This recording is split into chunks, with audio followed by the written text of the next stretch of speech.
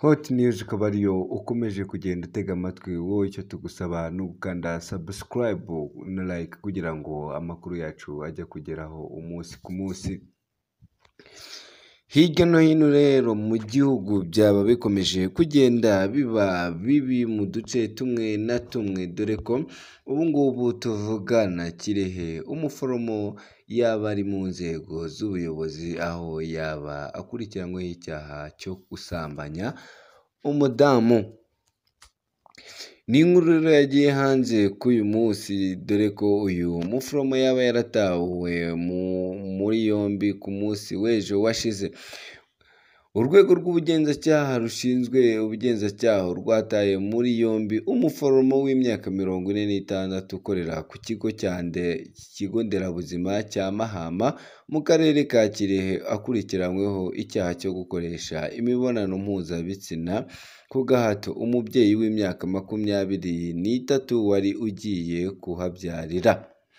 Ni ibintu twavuga ko byagiye bicicikana cyane ku mbuga nkoranyambaga, dore ko bitaherukaga kuba hano mu gihugu, aho umuganga nk'uyu nguyu afata umubyeyi ugiye kubyara. Abenshi bakagenda bibaza ati gute umuntu ashobora gutinyuka ari mu kazi kuba yafata umudamu ugiye kubyara akamukoresha imibonano mpuzabitsina, dore ko ari bimwe byagiye bigarukaho cyane cyane ku mbuga nkoranyambaga, dore ko iyi nkuru ubwo twariho tuyitegura abantu benshi bagiye banayitangaho ibitekerezo byinshi cyane bigiye bitandukanye, bibaza ukuntu bishoboka ko umuntu yabasha kuba yatinyuka gukora iki gikorwa twakwita ko bamwe batatinye no kuvuga ko ari igikorwa cy'ubunyamaswa.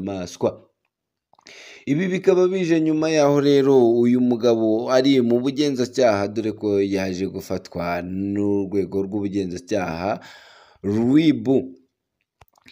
Iki cyaha rero bikekwa ko cyakozwe ku itariki ya 5 tariki ya 23 Kamena 2023, aho iki kigo nderabuzima cya Mahama giherereye mu mudugudu wa Kigufi, akagari ka Kamombo, umurenge wa Mahama, mu karere ka Kirehe. Ukekwaho iki cyaha afungiye kuri uyu wa 6. Uyu mugabo rero twavuga ko ukekwaho iki cyaha akaba yaraje gufatwa k'uyu wa 6 turangije, dore ko aribwo inzego z'ubugenzacyaha hano mu gihugu nibwo zaje kumuta muri yombi nyuma yo gutangwa kw'amakuru y'uko akekwaho iki cyaha. Ni ibi ngibi bikaba byaje guhamwa n'umuvugizi wa RIB Dr Murangira Thierry, yavuze ko yihanangiriza abantu bafite imyitwarire nk'iyo ibaganisha ku byaha bikomeye, abasaba kubireka, dore ko iyo utabiretse igihe icyo ari cyo cyose uba uri mu maboko yabo bakabasha kugenda bagukurikirana. Yakomeje agira ati ntabwo RIB izihanganira umuntu wese uzishora mu byaha nk'ibyo, ni ubunyamwuga buke kandi ni ibikorwa bihanwa n'amategeko.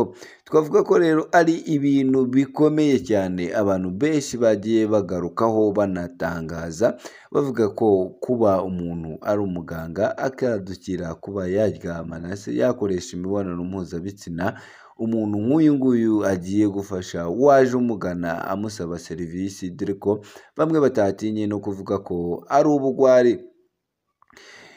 Gufatirana umuntu uri mu ntege nke warangiza ukamukorera ibyaha nk'ibyo. RIB irashishikariza abantu bose ko bakwirinda gukora icyaha nk'iki, kuko ugikoze wese atazihanganiza azafatwa agashyikirizwa ubutabera.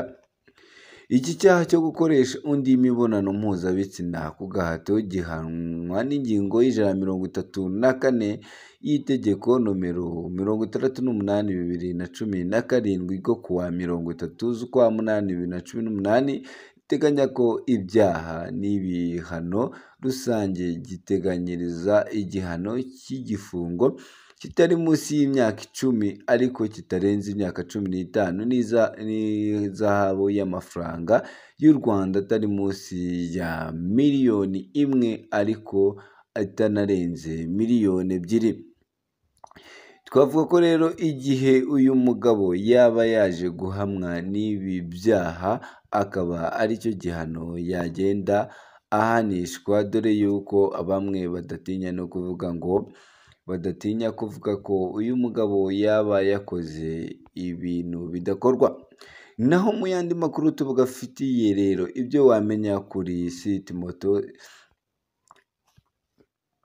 ni ukuvuga ngo mu makuru